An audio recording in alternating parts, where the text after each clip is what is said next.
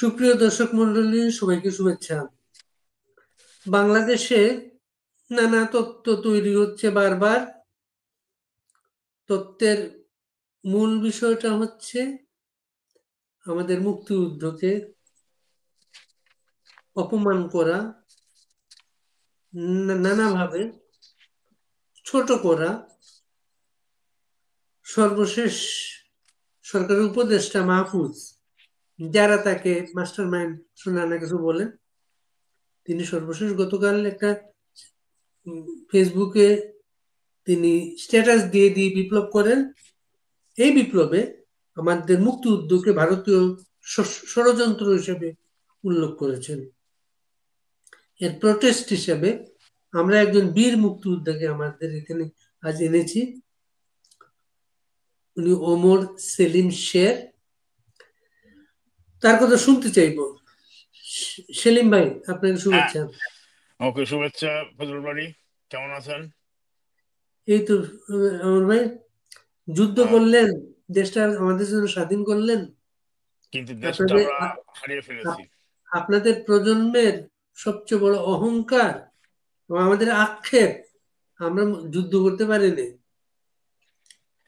সেই যে একজন যোদ্ধা জীবনের এই প্রান্তে এসে আপনি শুনছেন, আপনি আসলে ভারতীয় ষড়যন্ত্রের যুদ্ধ করেছেন। কেমন লাগছে?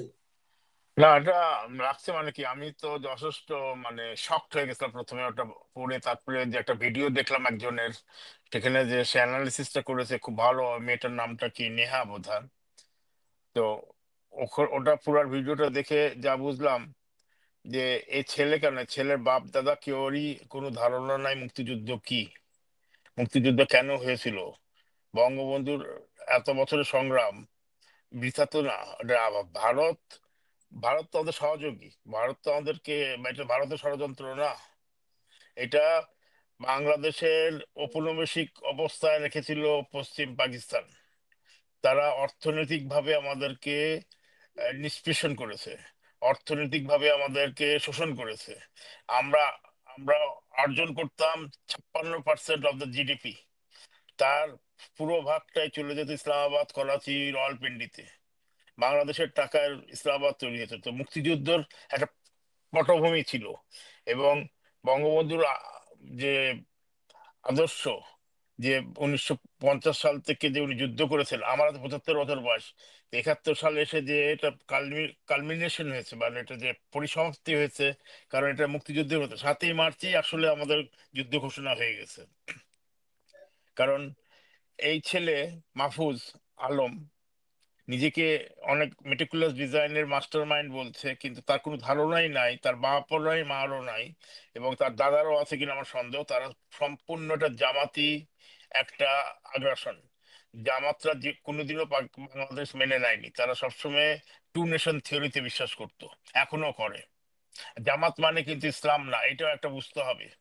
আমরা সবাই মুসলমান আছি ওখানে, যারা 90% লোক, তারা কিন্তু ওই জামাতের ফিলসফির সাথে একমত না। ইসলামিক ফিলসফি আর জামাতে ফিলসফি আকাশ পাতাল তফাৎ। এবং তারা কখনোই, মদুদিরা কখনোই বা গোলাম আজমরা কখনোই তারা বাংলাদেশকে মেনে নেয়নি। বাঙালিদেরকে ভোকা বাঙালি বলতো তারা, এবং সেটারই অনুসারী হচ্ছে বাঙালি রাজাকার, আলসামস। এরা এরা একমাত্র চালিয়েছে। আর মুক্তিযুদ্ধ যা করা হয়েছে সেটা আপামর বাংলাদেশি বাঙালিরা সাপোর্ট করেছে, বাংলাদেশের বাঙালিরা আপামর ভাবে হেল্প করেছে। গ্রামে গঞ্জে যখন মুক্তিযুদ্ধরা আশ্রয় নিয়েছে, তে মুড়ি চিড়া খেয়ে তারা গিয়ে যুদ্ধ করেছে। আমরা কি আহ, জোক জোকের কামড় খেয়ে আমরা যুদ্ধ করেছি পাকিস্তান আর্মির সাথে, রাজাকারদের সাথে। সেইটার ধারণা এই ছেলের নাই। এই যে বক্তব্যগুলো দিয়েছে, সেটা অপমানকরক না খালি, এটা মানে বাঙালি হিসেবে আমি লজ্জাও পাচ্ছি। তা সে একজন বাঙালি ছেলে, সে কি করে এটা বলতে পারে? আর পাকিস্তানি বললেও তো বুঝতাম আমি, কিন্তু সে বলতে পারে না। হম। এছাড়া মাহফুজের কথা যেটা, আরো ওর আরো অনেক কথা আছে। যে কথার মধ্যে একটা কথা সে বলেছে যে 24ই হচ্ছে আসল মুক্তিযুদ্ধ। মানে তারা ধরে নিল যে শেখ হাসিনা হচ্ছে পলিটিক্যাল লিডার, কিন্তু সে একটা রাজনৈতিক নেত্রীকে সরানোর জন্য পুরা 71 সে অস্বীকার করবে। তাদের জন্মই বাংলাদেশে, তো সে তো বাংলাদেশ না হলে তো আজকে তার এই 24 হতো না। সে এটাকে কি করে সে হাইলাইট করে এটা বুঝতে পারতেছি না। আর ইউনুস বিশ্ববাট পার একজন, একজন ইন্টারন্যাশনাল ক্রাউড, সে কি করে এটাকে এনকারেজ করেছে সেটাতে তো বোঝা যাচ্ছে। এটা এই যে মেটিকুলাস ডিজাইনের কথা বলা হচ্ছে, মেটিকুলাস ডিজাইন তো তার না, তার সে তো মাস্টার মাইন্ড না, মাস্টার মাইন্ড তো হচ্ছে বিশ্ববাটপার ইউনুস বা জঙ্গি নেতা ইউনুস। এবং এই ইউনুসের প্ল্যান আজকে থেকে না, তার প্ল্যান বহুদিন ধরে উম, প্রধানমন্ত্রী হওয়ার। কিন্তু সে ফেল করলো 2007-এ, 2006-এ এবং 2008-এ। যখন ফেল করে গেল তখন চলে গেল, চলে গিয়ে তারপর থেকে সে আমেরিকার সাথে বসে বসে এই মাস্টার মাইন্ড ডিজাইনটা করে গেছে। সে যে মেটিকুলাস ডিজাইনটা সে করেছে, তার তার দ্বারা এটা হয়েছে। কারণ ইউনুসের আহ, একটাই উদ্দেশ্য, কি করে ডিপেন্ডেন্সি থিওরি বলে একটা কথা আছে, সেই ডিপেন্ডেন্ট করবে আমেরিকার উপরে আমাদেরকে। কারণ সে চায়নি কখনোই মানে যে বাঙালিরা মুক্ত হোক এবং বাঙালিরা উন্নয়ন করুক এবং বাঙালিদের একটা নিজস্ব প্রেক্ষাপটের মধ্যে নিজের পৃথিবীর মধ্যে একজন দাঁড়াতে পারে। সে সবসময় চেয়েছে যে, তারপরে তার গ্রামীণ ব্যাংকের উদ্দেশ্য কি ছিল? গ্রামীণ ব্যাংকের উদ্দেশ্য হলো শোষণ। আমার কাছে এক বাক্যে হচ্ছে শোষণ। গ্রামীণ ব্যাংকের ফিলসফি যারাই তারা প্রোটেক্ট করে তাদেরকে একটা কথাই বলি, এটা হচ্ছে এই যে অস্ট্রেলিয়াতে বাড়ি থাকেন, আমি কানাডাতে থাকি, আমাদের কাছে মাস্টার কার্ড ভিসা কার্ড যে ইউজ করি, এক একজনের লিমিট, কারো আছে 20,000, কারো আছে 5,000, কারো আছে 50,000, ওটা ইন্টারেস্ট রেট কত? 28%। যদি না দেওয়া হয় তাহলে সেই তারা এসে ব্যাংক অ্যাকাউন্ট ফ্রিজ করতে পারে। তো ইউনুস এই একই কনসেপ্ট বাঙালি গরিবদের পুরো চালিয়েছে। চালিয়ে বলছে যে তোমাকে আমি লোন দিচ্ছি 28% বা 29%-এ, কিন্তু তুমি দিতে না পারলে তোমার টিনের ছাদ থেকে খুলে নিয়ে চলে যাব। আর এই ছেলে ইউনুসের এই থিওরি বিশ্বাস করে ইউনুস তাকে ইউজ করেছে। মাহফুজ আলম যে কথাগুলো আজকে বলতেছে, মুক্তিযুদ্ধকে সে ডিনাই করতেছে, সে তো ডিনাই করতে পারে না। কারণ দেশের 18 কোটি লোকের মধ্যে আমি ধরলাম তাদের জামাত ইসলামের হয়তো 5% সাপোর্ট আছে বা 3% সাপোর্ট আছে, বাকি 97% লোক তো আমাদের পক্ষে, মুক্তিযুদ্ধের পক্ষে। মুক্তিযুদ্ধ না হলে বাংলাদেশ হতো না, বাঙালিরা আজকে উর্দু কথা বলতে হতো বা হিন্দি কথা বলতে হতো। সেটা তো হতে পারে না। আর যে ভারতের দালাল বলেছে, ভারতের এখন তো স্পষ্ট হচ্ছে ভারতের সাথে 16 বছরে আমরা যা চুক্তি করেছি, আমরা বলতে আমি আওয়ামী লীগের কথা বলছি, কারণ আমি আওয়ামী লীগের সভাপতি ও অটো আওয়ামী লীগের। শুধু আমরা যে যে চুক্তিগুলো করা হয়েছে ভারতের সাথে, সেই চুক্তিগুলো সবই বাংলাদেশের ফেভারেবল। কোনোটাই বাংলাদেশের বিরুদ্ধে কোনো চুক্তি হয়নি আজ পর্যন্ত। তো তাহলে কি বলবো, যে এরা ইচ্ছাকৃতভাবে জামাত প্রো পাকিস্তান সিস্টেম বানার জন্য করেছে। কারণ একটা আরেকজন একটা উপদেষ্টাকে নাম, ওই শিশু উপদেষ্টা, নামটা মনে আসছে না আমার এখন, সজীব। সে সজীব। বলে, হ্যাঁ সে বলেছিল একসময় যে দেশ চলবে পাকিস্তানি স্টাইলে। তার মানে কি? এখানে তো স্পষ্ট যে আইএসআই এর মধ্যে ইনভলভ, পাকিস্তানি স্টাইল। তাদেরকে রিক্রুট করা হয়েছে অনেক আগে থেকে। 27 বছরের ছেলে, সে রাজনীতি কি বুঝে আমি জানি না। আজ আমি 60 বছর ধরে রাজনীতি করতেছি, 75 বছর বয়স আমার, 15 বছর বয়স থেকে শুরু করেছিলাম। তখন শিখছাম, তখন শিখেছি, তখন কিছুই জানতাম না, রাজনীতির শিখেছি, তখন আস্তে আস্তে রাজনীতি শিখেছি। কিন্তু রাজনীতির যে একটা প্রেক্ষাপট আছে সেটাও সে জানে না। এই ছেলে বলে দিল পাকিস্তানি স্টাইলে চলবে, কেউ কিছু বলতে পারবে না। মানে এই যে মব সৃষ্টি করেছে, যে মব লিঞ্চিং, মব ভায়োলেন্স যেটা করেছে, এটার কৈফিয়ত তো একদিন দিতে হবে, একদিন বিচার এটার হবেই। আজ হোক কাল হোক বিচার হবেই। হ্যাঁ। তো এরা সেলিম ভাই, মুক্তিযুদ্ধ। হ্যাঁ। সেলিম ভাই, একটা ব্যাপার হচ্ছে যে আপনাদের জেনারেশন যুদ্ধ করেছে, হ্যাঁ। আমরা বা এখনকার জেনারেশন যুদ্ধ করতে পারবে না। হ্যাঁ। মীর মোশাররফ হোসেন বিশেষ সিন্ধু লিখেছেন। মীর হ্যাঁ। মোশাররফ হোসেন কারবালা ময়দানে ছিলেন না। হ্যাঁ ইতিহাস জানি। পড়ে, ইতিহাস ইতিহাস হ্যাঁ। পড়ে ওটা লিখেছেন আপনি। হ্যাঁ। আর ইতিহাস তো অ্যাভেলেবল ইতিহাস। আপনি ভারতে, আমি কেন, ভারত কেন আমার মুক্তিযুদ্ধ সম্পৃক্ত হলো? ভারতে আমার 1 কোটি শরণার্থীকে আশ্রয় নিয়েছে। 1 কোটি লোককে খাওয়ানো কি হ্যাঁ, চারটিখানি এক কথা? কোটি শরণার্থী নিয়ে আশ্রয় নিয়েছে। সেইখানে আমার রাজনৈতিক নেতৃত্ব উপস্থিত হয়েছে। আমার এমপি, এমএনএ, এরা আগরতলা বৈঠক করে সরকার গঠনের সিদ্ধান্ত নিয়েছে। 17 এপ্রিল শপথ হয়েছে, এইভাবে তো যুদ্ধটা অর্গানাইজ হয়েছে। হ্যাঁ, এই এই এই এই সবই আমার ঠিক আছে। যুদ্ধ, আমার যুদ্ধ, আমার খেটে খাওয়া মানুষ, আমার মজুর শ্রমিক, এরা সবাই মিলে তাদের যুদ্ধে আমি স্বাধীন। আর আমি বলে দিলাম যে আমার এটা ইন্ডিয়ান কনস্পিরেসি, এটা আমার কিছু না, এটা ইন্ডিয়ান কনস্পিরেসি। না, এটা তো হতে পারে না, কারণ ইন্ডিয়ান কনস্পিরেসি হলে তাহলে তো অনেক আগে ইন্ডিয়া 49 সালে বা 51 সালেই নিতে পারতো। ইন্ডিয়ান কনস্পিরেসি করলে বাংলাদেশ স্বাধীন হওয়ার আরো পরে আরো আগে এখান আসিস। থেকে ইন্ডিয়ান আর্মি যায় না। 65 সালে ইন্ডিয়া ইচ্ছা করলে নিয়ে নিতে পারতো। 65 সালে এই যখন যুদ্ধ হয় পাকিস্তান ইন্ডিয়া, ওই টাইমে এই বাংলাদেশ পুরা অরক্ষিত ছিল, তখন ইচ্ছা করলে নিতে পারতো। আর যদি কনস্পিরেসি করতে থাকে তাহলে তো এখানেই তো ভুল ধারণা। আবার ওই যে আমি একটা পয়েন্টে আসি এখন, এই আগরতলা কেস। এই যে আগরতলা কেস আইয়ুব খান বলেছিল, ওটা পরে আবিষ্কার হয়েছে যে সেটা কোনো কনস্পিরেসি ছিল না, ওটা ফলসলি অ্যাকিউজ করেছিল বঙ্গবন্ধুকে। ওকে, সেটা একটা একটা বিষয় আছে। আর আজকে এরা যারা এসব ন্যারেটিভ দিচ্ছে, খালি মাহফুজ আলম তো একটা ন্যারেটিভ দিয়েছে, এছাড়া আরো অনেকে এই একই ধরনের ন্যারেটিভ দিচ্ছে, তাদের উপদেষ্টা মন্ডলী। এবং এই উপদেষ্টা মন্ডলী শিশু উপদেষ্টার থেকে আরম্ভ করে আরো এই মাহফুজের উপদেষ্টা, সমস্ত এই প্রধান উপদেষ্টা সহ, তারা মনে করে যে ইন্ডিয়া আমাদেরকে নিয়ে গেছে। এই ইন্ডিয়ার যে ট্যাগটা, এই ট্যাগটা দেখ লাগিয়ে করেছে, কিন্তু ইন্ডিয়ার ট্যাগ তো না ছাড়া তারা বাঁচতেও পারবে না। আমি একটা বৃহৎ দেশের পাশে থাকি, আমেরিকা। আচ্ছা, আমি যদি আজকে বলি আমেরিকার সাথে আমরা কিছু রাখবো না, অ্যাজ এ ক্যানাডিয়ান আমার পক্ষে থাকা সম্ভব না। এটা একটা বুঝতে, এটা এই বুঝটা কেন আসে না এদের, আমি এটা বুঝি না। এরা না করেছে ইতিহাস, না পড়েছে অর্থনীতি, না পড়েছে জিওগ্রাফি। আমি তাই মনে করি আর কি, আমার তাই ধারণা। এবং এরা মূর্খ। এই মূর্খদেরকে নিয়ে আমরা পড়েছি, এই দেশটা এখন মূর্খদের হাতে চলে গেছে পুরোপুরি দেশটা।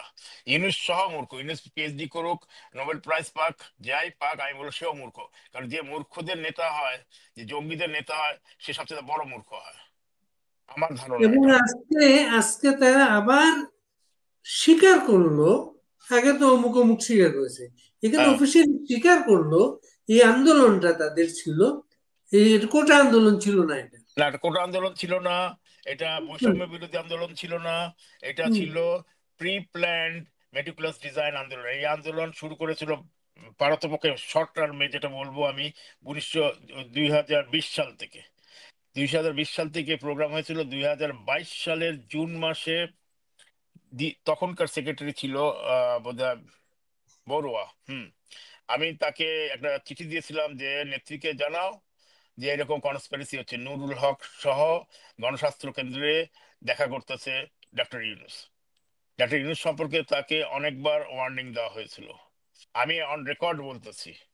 এবং আমার কাছে যে যারা খবর দিয়েছিল, তারা খুব বিশ্বস্ত সূত্রে খবর দিয়েছিল যে টের ভাই, শুনেন, এটা হচ্ছে, আপনার একটু যোগাযোগ আছে, আপনি জানান, হাই হাই কমান্ডকে জানান। কিন্তু দুঃখের বিষয়, এটা এখানে বলতে চাই না আমি এখানে, সেটা ঠিক মতন জায়গাতে পৌঁছায়নি কথাটা। 22 সালে আমি যখন আহ নভেম্বরে গেলাম বাংলাদেশে, বাংলা আওয়ামী লীগের কনভেনশন অ্যাটেন্ড করতে।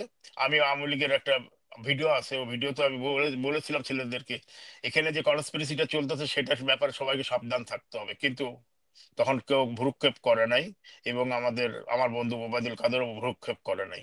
কিন্তু যাই হোক, সেটা আমাদের ইন্টারনাল ব্যাপার, আমি ওখানে আনতে চাই না। কিন্তু আমি ব্যাক করে আসতে চাই ইউনুস গং এবং মাহফুজ আলমের কথাতে। মাহফুজ আলম যে কথাবার্তা গুলো বলেছে, এটা শুধু মুক্তিযোদ্ধাদের জন্য ড্যামেজিং না, এটা এটা পুরা দেশের জন্য একটা ক্ষতিকর। দেশটা যে দাঁড়িয়েছে, বাংলাদেশটা যে একটা ভিত্তির উপরে দাঁড়িয়েছে, সেই ভিত্তিটাকেই তারা নড়াতে চেষ্টা করতেছে। হ্যাঁ, যে আল্লাহ আকবার বলেই আমরা না ঝাঁপিয়ে পড়বো, এটা তো সম্ভব না এই দেশে। এটাকে রাতারাতি আফগানিস্তান বানাবে বা পাকিস্তান বানাবে, সেটাও সম্ভব না। বাঙালিরা এত সহজে মেনে নেবে না। এখন আস্তে আস্তে জুলাই জু- জুলাই গত জুলাইতে যা হয়েছে, এখন তো তাদের পক্ষে লোকও নাই, সমর্থনও নাই। সেই সমর্থন তো তাদের কমে এসছে, এবং তারা দেখতে পাচ্ছে কি অবস্থা হচ্ছে। তবে এখানে যেটা বলবো, আমি এখন স্পষ্ট করে বলতে পারি, আমি যদিও বলা উচিত না তারপরেও বলতেছি, আমাদের সেনাবাহিনী এর জন্য 90% থেকে 95% দায়ী। আজকে সেনাবাহিনীর যদি প্রোটেকশনটা বন্ধ হয়ে যায়, এই সরকার বা এই যে সমন্বয়ক যে মব গুলা, যে সন্ত্রাসীরা, এই জঙ্গিরা, তারা 1 মিনিটও টিকতে পারবে না। কারণ আওয়ামী লীগের 50 লক্ষ কর্মী তৈরি হয়েছে গত 16 বছরে। তারা ইনঅ্যাক্টিভ ছিল, কিন্তু বা এখন প্রকৃতপক্ষে তারা সব অ্যাক্টিভ হয়ে গেছে। সবাই অ্যাক্টিভ, অ্যাক্টিভ, বিদেশে, ভিতরে, বাইরে, সব জায়গাতেই। খালি এই যে পুলিশ তো নাই, আমাদের পুলিশ তো নাই, পুলিশে যেটা এখন নতুন রিক্রুট হয়েছে সবকটা জামাতি। এই জামাতিদের এতে কিন্তু যদি দেশ সত্যি সত্যি জামাতিদের হাতে 100% চলে যায়, তাহলে আমাদের জন্য অনেক অনেক ভয়াবহ একটা, আমি একটা কালো পিকচার দেখতে পাচ্ছি সামনে। আমি মাঝে মাঝে চিন্তা করি, মাঝে মাঝে রাত্রে ঘুম ভেঙে যায় যে কি হচ্ছে দেশে। মানে কেন এটা হচ্ছে? আমরা যে রক্ত দিলাম, আমার বাড়িঘর লুট হলো, আমার মায়ের পিঠে ব্যানর ধরলো, তার তার উত্তরে কি এই উত্তর? এই যে এটা তো আমরা আশা করিনি, এটা তো চাইনি আমরা। রক্তক্ষরণ হচ্ছে বুকের মধ্যে, কিন্তু সেই রক্তক্ষরণটা দেখতে পাচ্ছি না। হ্যাঁ, যারা মারা গেছে তারা তো বেঁচে গেছেন, যারা বেঁচে আছি তাদের যে কি ক্ষতি হচ্ছে। তারপর যখন একজন মুক্তিযোদ্ধাকে এই যে আমাদের সিইসি, চিফ ইলেকশন কমিশনার, জুতার মালা পরালো, জুতা দিয়ে মারলো, এই যে এগুলা যে করছে, এটার প্রতিফলন আসবে না? এটার একদিন এটাই তো নিশ্চয়ই। ধরেন, এই যে 5 তারিখের বিকাল থেকে যে বঙ্গবন্ধু ধ্বংস, এই ধ্বংস সেই ধ্বংস, পুরা এখন নকশাটা প্রকাশিত। হ্যাঁ, এরা এটা কারা? তো এরা কারা? এ- এরা এরা হুজুগে করে নাই। না না, এইসব হুজুগ তো জিনিস করে নাই হুজুগে হয় এরা। নাই। এরা প্রি প্ল্যান্ড, এবং এর মধ্যে 3টা দেশ ইনভলভ: পাকিস্তান, টার্কি, আমেরিকা, আমার হিসাবে। এবং আরো অনেক ইউটিউবার এবং আহ, লেখনী যারা ফেসবুকে লেখে বা সোশ্যাল মিডিয়া এক্সে লেখে, তাদের একই কথা আমিও বলি। এই পাকিস্তান, টার্কি এবং Iran, not Iran, sorry, Pakistan, turkey, America. আমেরিকার আমেরিকার লাইফ লং প্ল্যান ছিল 1971 সাল থেকে। কিসিঞ্জার তো মরে গেছে, তার লাইফ লং প্ল্যান ছিল যেন বাংলাদেশ ভেঙে যায়, বাংলাদেশ না থাকে, বাংলাদেশ টিকবে না। সে তো বলেই দিয়েছিল বটমলেস বাস্কেট। তারপরে তাদের যে অনুসারীরা, তারা তো এইটাকে মাস্টার, এটাকে করলো, কি বলে, ইমপ্লিমেন্ট করলো। তাদের উদ্দেশ্য তো একটাই, তাদের উদ্দেশ্য আজকে ইউনুস আছে, কালকে ইউনুসের লাথি মেরে বের করে দিবে। আমি বলে দিচ্ছি, একদম কিক আউট করে দিবে, ওয়ান্স ফর অল। কারণ তাদের স্বার্থ শেষ হয়ে গেলে তারা ছেড়ে দেয়, কাউকে কাউকে রাখে না। ওকে ক্রিয়েট করেছে, ওকে তারা ক্রিয়েট করেছে, এবং তারাই তাকে ধ্বংস করবে যদি আমরা ধ্বংস করতে না পারি। আমরা চেষ্টা করতেছি এই করতে। তো বাড়ি, আমি এখানে একটা কথা বলতে চাই সবার উদ্দেশ্যে, এবং যারা এটা শুনছেন তাদের উদ্দেশ্যে। আমাদের এখন কি করণীয়, এই একটা ছোট্ট কথা আমি বলবো, অল্প 1 মিনিটের মধ্যে শেষ করবো এটা। জুলাই আগস্টে আমাদের কিছু করার নাই, খালি দেখা দরকার ওরা কি ধরনের মারাত্মক ভুলগুলা করে, সেটার উপরে আমরা ক্যাপিটালাইজ করতে হবে। 1 নম্বর, প্রথমত আমাদের যেটা করতে হবে, এই তৃণমূলকে উপজেলা পর্যন্ত আমাদেরকে নেতৃত্ব দিয়ে তাদেরকে অ্যাক্টিভ করতে হবে। অ্যাক্টিভ করে সেপ্টেম্বর অক্টোবর মাসে প্রিপারেশন নিতে হবে। দ্বিতীয়ত সেপ্টেম্বর অক্টোবর মাসে প্রিপারেশন নিতে হবে আমাদেরকে ফাইনাল অ্যাসাল্ট করার জন্য গণভবনে বা কি যমুনাতে ঢুকে ইয়েকে হেরে, কানে ধরে হিড়হিড় করে টেনে আনতে হবে ইউনুসকে এবং তার সমন্বয়কদেরকে। এইটা আমার একটা আবেদন, যারা অ্যাক্টিভ কাজ করতেছে তাদের প্রতি। তৃতীয়ত, শেষ এটা, ছোট ছোট ভিডিও, যে ভিডিও দিয়ে দেখানো হবে যে মুক্তিযোদ্ধাদের উপরে কিভাবে অত্যাচার হচ্ছে, নির্যাতন হচ্ছে, এবং কিভাবে অফিস আদালতে সমন্বয়করা, মবরা, এই যে সন্ত্রাসীরা, জঙ্গিরা কিভাবে তারা অত্যাচার করেছে, সেটার ছোট ছোট ভিডিও এখন ক্লিপ ছাড়তে হবে। আহ, ইউটিউব, ফেসবুক, এক্স, ইনস্টাগ্রাম, সব জায়গাতে এটা অল্প অল্প করে ভিডিও ছেড়ে আমাদের জনগণকে আমাদের প্রতি আরো আমাদের প্রতি আনতে হবে। আর যদিও এসছে আমি জানি, তারপরেও আনতে হবে। এবং এইভাবে এখন আর রাজপথে, রাস্তায় নেমে আন্দোলন করার কিছু নাই। আমাদেরকে একদম স্ট্রেট অ্যাকশনে যেতে হবে, যেটা আমরা 71 সালে করেছিলাম। আমি একদম স্ট্রেট একটা অ্যাকশন যেতে একটা হবে। একটা পটভূমি তৈরি হয়েছে, মনে করেন। আপনার এই মুক্তিযুদ্ধের অপমানের ভয়ে চুপচাপ ছিলেন তো বেশিরভাগ মুক্তিযোদ্ধা। হুম। এক জেরাই খান পান্না, জেরাই জেদাই খান খান, হ্যাঁ, পান্না পান্না ভাই, এবং হ্যাঁ। ফজলুর রহমান, ফজল এই ভাই, হ্যাঁ। দুইজন খুব ভোকাল, খুব ভোকাল প্রথম দিন থেকে। প্লাস সর্বশেষ মোস্তফা মহসিন মন্টুর স্মরণ সভায় মুক্তিযোদ্ধাদের যে একটা ভয়েস আসলো, ওটা দেখেছি আমি, মুক্তিযোদ্ধারা, হ্যাঁ। হুম। মুক্তিযোদ্ধার অনেক মুক্তিযোদ্ধা, অনেক মুক্তিযোদ্ধা তাদের কথাগুলা সেখানে গিয়ে বলেছেন। এটা একটা শক্তি, এটা শক্তি। প্লাস হচ্ছে এখন এই যে স্পষ্ট এই আন্দোলন, এই সমস্ত কিছু, এই হত্যাকাণ্ড, যত হত্যাকাণ্ড, তারা যেগুলা বিচার সাজাচ্ছে, ট্রাইব্যুনাল বানাইছে, সমস্ত সমস্ত ইনভ্যালিড, হ্যাঁ, ওটা সব সমস্ত ইনভ্যালিড। এটা সমস্ত তো, সমস্ত তাদের, তাদের ষড়যন্ত্র, সমস্ত তাদের আয়োজন। হ্যাঁ। বিচার হবে তাদের, বিচার হুম। হবে তাদের, অন্যদের নাই কেন? না, না, বিচার তো তাদের হবেই, কারণ তাদের তো বিচার করতেই হবে, এর মধ্যে কোনো ভুল নাই। খালি বিচার করলেই হবে না, তারা যেভাবে ঝুলিয়ে রেখেছিল সেভাবে ঝুলিয়ে রাখতে হবে। হ্যাঁ, ওদেরকে ঝুলাতে হবে কয়েকজনকে, ঝুলিয়ে রেখে দেখতে হবে, জনগণ দেখুক যে এই কি অন্যায় করেছে। একটা উন্নত মানের দেশ যাচ্ছিল, একটা সাজানো সাজানো সুন্দর একটা চমৎকার দেশ, একটা সেই দেশটাকে দেশ ধ্বংস করে ভেঙে চুরমার। চুরমার করে দিয়েছে। আর বঙ্গবন্ধুর পুরো আক্রমণ যেদিন হয়েছে 5ই জুলাই, 5ই আগস্টের পর থেকে, তখনই বোঝা গেছে এটা একদম প্রি প্ল্যান্ড। এবং টু বি অনেস্ট, ইউনুস কোনোদিনও বঙ্গবন্ধুকে লাইক করেনি। ওকে, আজ পর্যন্ত দেখি নাই আমি এই আগস্টে তার পাঁচই প্রথম আগস্টের কাজ, পাঁচই প্রথম কাজ আগস্টের মধ্যে সে হচ্ছে 15 আগস্ট শহীদ দিবস বাতিল করা। বাতিল কেউ করেছে তাকে সে। বলে নাই তখন, কেউ না, তা তাকে বলেন বলা নাই। হয়নি কিছু, বল, সে নিজেতেই বাতিল করেছে। এবার সমন্বয়কদের দাবিও ছিল না ওটা। এই যে ছেলেগুলা, যারা অর্ধশিক্ষিত ছেলে, আহ, আর লজ্জাও লাগে যে আমি ঢাকা ইউনিভার্সিটি অ্যালুমনাই, এবং ঢাকা ইউনিভার্সিটি তারাও পড়েছে, কিন্তু তারা শিক্ষা পায়নি প্রপার। সেলিম যে ভাই, আপনারা স্ক্রিনের এখন এক পাশে চলে গেছেন, ও, ফেসটা দেখা যাচ্ছে না। একটু ওকে। একটু মাস্ক, এই এই এই চমৎকার। হ্যাঁ, এবার ঠিক আছে। ঠিক ওকে, আছে। ওকে। হুম। এই যে ঢাকা বিশ্ববিদ্যালয়ের ছেলে, কি নাম, হাসনাত আব্দুল্লাহ, লজ্জাই লাগে যে সে একটা প্রেস্টিজিয়াস ডিপার্টমেন্টে পড়াশোনা করেছে, ইংলিশ করে সে একটা টোটালি একটা সন্ত্রাসী জঙ্গি তৈরি হয়েছে। তার জঙ্গির ফিলসফি হচ্ছে ইসলামিক তন্ত্র, জঙ্গি তৈরি করা।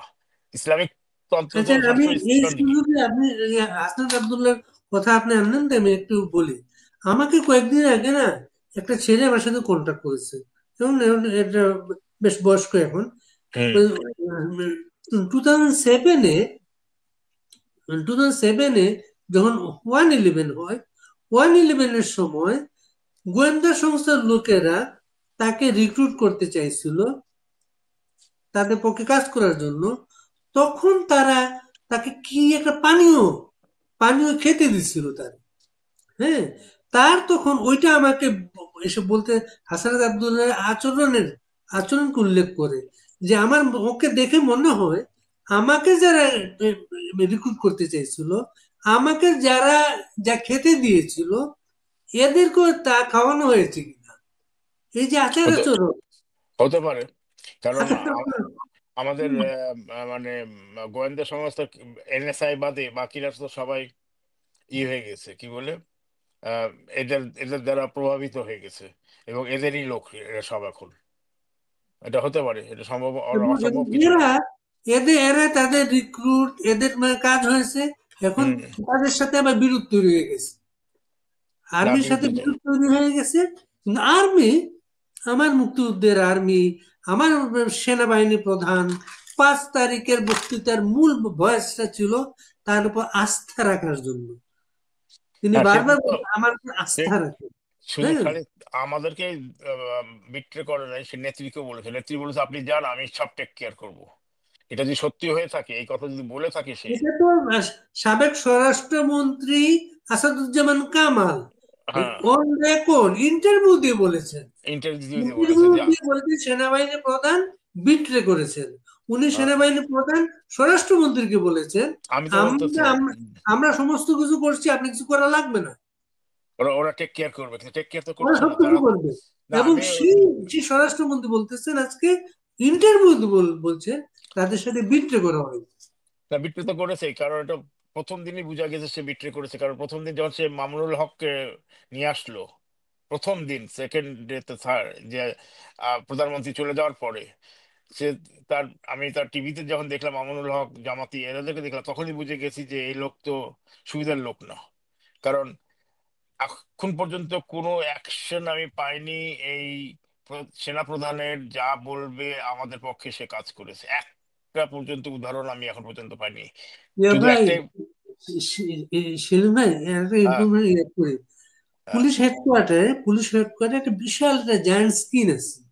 ওই হুম। স্ক্রিনে সারা ঢাকার নানা অ্যাঙ্গেলের ছবিগুলো আসে, সব লাইভ ছবিগুলো আসে। কিন্তু ওই ওইখানে বসে পুলিশ অফিসাররা 5 তারিখে, যেহেতু সেনাবাহিনী তাদেরকে বলেছে তোমাদের কিছু করতে হবে না, আমরা করব, হুম। ওরা বসে বসে সেনাবাহিনীর তৎপরতা দেখছিলেন ওই স্ক্রিনে বসে। তার ওইখানে বসে দেখতেছেন সেনাবাহিনী সব জায়গা থেকে নিজেকে সরায় নিচ্ছে এবং তাদেরকে ঢুকতে দিচ্ছে। খালি সেনাবাহিনী না, বিজেপিকেও সরায় নিয়েছে তারা, হুম। খালি পুলিশকে সামনে আগায় দিয়েছে। এই জন্য পুলিশ অথচ মারা আওয়ামী গেছে। লীগের মতো একটা দল, আওয়ামী লীগের মতো তাদের এত প্রোগ্রাম ছিল, হুম। 10 লক্ষ লোক আনবে তারা ঢাকায়, আওয়ামী লীগের প্রোগ্রামটাকে প্রত্যাহার করানো হয়েছে।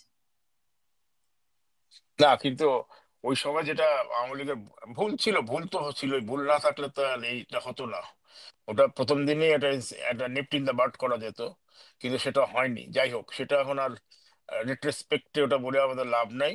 আমাদের এখন করণীয় কি সেটা আমাদের চিন্তা করতে হবে। এই যে মাহফুজের মতন ডাকাত বা জঙ্গি, এইসব, এই জঙ্গিদেরকে কি করে মানে করে নির্মূল করা যায় সেটার ব্যবস্থা আমাদেরকে ব্যবস্থা নিতে হবে এখন। আমি জানি না, আমি শুনছি এখন কিছু কিছু এমপি অ্যাক্টিভ হচ্ছে। আমাদের যে এমপিরা ছিলেন গত পার্লামেন্টে, 24শে জানুয়ারি পার্লামেন্টে, তারা কিছু কিছু অ্যাক্টিভ হচ্ছে এবং তৃণমূলের সাথে যোগাযোগ করছে। আমার সাথে তৃণমূলের অনেক লোকেরই যোগাযোগ আছে এবং আমি তাদেরকে আর্থিকভাবেও সাহায্য করি মাঝে মাঝে। কিন্তু তারা এখন আমাকে কয়েকটা ছেলেও বলেছে যে আমাদের সাথে যোগাযোগ করতেছে না আমাদের এমপিরা। ঢাকাতে তো আছে অনেক লোক, অনেক লোক আছে, আমি নাম্বারটা বলতে চাচ্ছি না কারণ আমি চাই না যে বিরোধী পক্ষ এটা জানুক। ঢাকাতে অনেক লোক আছে এবং তারা একটা অর্ডারের অপেক্ষা করতেছে। আর বর্ডারের পাশে যে কার্যক্রম চলতেছে এখন আওয়ামী লীগের বা মুক্তিযুদ্ধের পক্ষের লোকের, যেটা ফজলুল জানে কি যে, যেটা খান পান্না ভাই জানে, হ্যাঁ, সেই কার্যক্রমটা যদি আরেকটু ত্বরান্বিত হয় তাহলে আমার ধারণা বাই অক্টোবর আমরা একটা ফাইনাল অ্যাসাল্ট করতে পারি। জানি না, আমি আমার মনে হয়, আমার ধারণা। সেলিম ভাই, আমার হুম। মনে হয় মাহফুজ একটা উপকার করে দিল। হ্যাঁ। মাহফুজের কোনো রাগ রাখে নাই, কাজেই মুক্তিযুদ্ধের পক্ষের মানুষেরা আর কোনো ধরনের রাগ রাখবে না। না, এবং রাগ রাগ রাখার দরকার নাই আমার এখন। সেনাবাহিনী, আমাদের সেনাবাহিনী, আমাদের পুলিশ, এরা সব মুক্তিযুদ্ধের ফসল। হ্যাঁ। এরা মুক্তিযুদ্ধের মানুষ, বেশিরভাগ মানুষ এর সদস্য, মুক্তিযুদ্ধকে হুম। ওন করেন তারা। হুম। সবাই সবাই কিন্তু এখন একটা অবস্থান নেবেন কিন্তু। আর যারা পই পই করেছিলেন এই তথাকথিত অভ্যুত্থানের পেছনে, যেসব আহ, বামপন্থী নানা কিছু, এখন তারা ইয়ে করুক, তারা প্রতিক্রিয়া বলুক তাদের অবস্থানটা। হ্যাঁ, তাদের অবস্থান তো আর কিছু এদের তো বলার কিছু নাই। এরা তো জঙ্গি স্টাইলে এরা গণঅভ্যুত্থান করতে এরা চাচ্ছে এমন কিন্তু। অবস্থা, সেলিম ভাই, এরা এমন অবস্থা, হ্যাঁ। তারা জামাত যদি এখন তাদের পাশে বসতে দে, ওনারা কিন্তু বসতে যান। হ্যাঁ, জামাত যদি দয়া করে, ওনাদেরকে বসতে দে, ওনারা তাতে খুব হ্যাপি হন। তাতে খুশি হয়ে যায়। হুম। আর আরো একটা জিনিস হচ্ছে বিএনপি।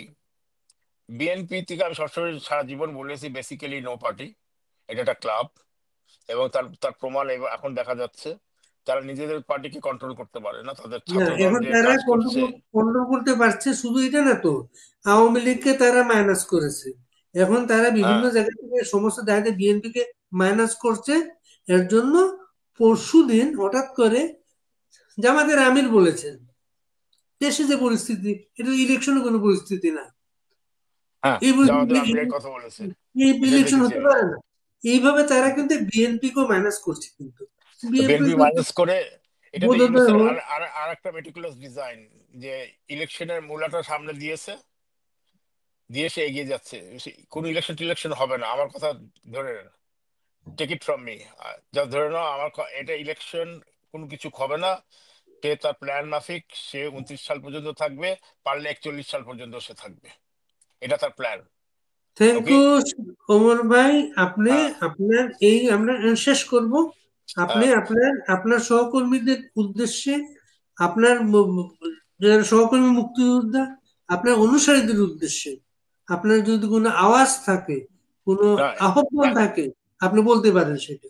একটাই আওয়াজ, একটা আহ্বান থাকবে, যারা দেশে আছেন তারা তাদের যে প্রজন্ম আছে, তার পরবর্তী জন্ম আছে, তাদেরকে যেন এখন ট্রেনিং দেওয়া হয় বা কোন রকম ভাবে বোঝানো হয় যে এখন সময় এসেছে মুক্তিযুদ্ধের পক্ষে কাজ করা। হ্যাঁ। আর একটা কথা বলে শেষ করব আমি।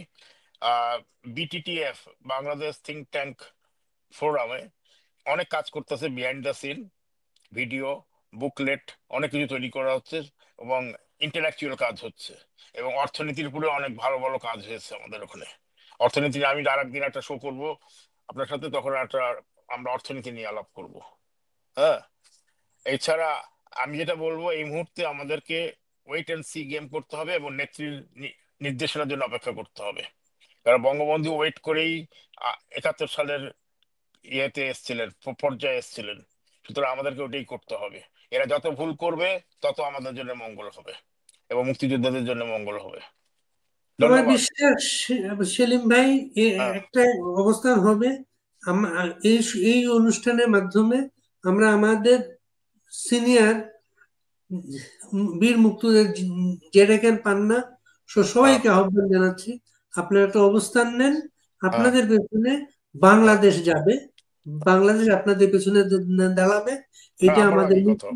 এটা আমাদের মুক্তিযুদ্ধের বাংলাদেশ। হুম। এই মুক্তিযুদ্ধের কারণে আমরা দেশে বিদেশে মর্যাদা নিয়ে বেঁচে আছি। আমাদের এই মর্যাদা ভুলুণ্ঠিত আমরা করতে দেব না। হ্যাঁ, হ্যাঁ, আমি এক সহমত, শ্বশুর বাড়ি। থ্যাংক ইউ, ধন্যবাদ। ধন্যবাদ। একই কথা, আমারও একই কথা।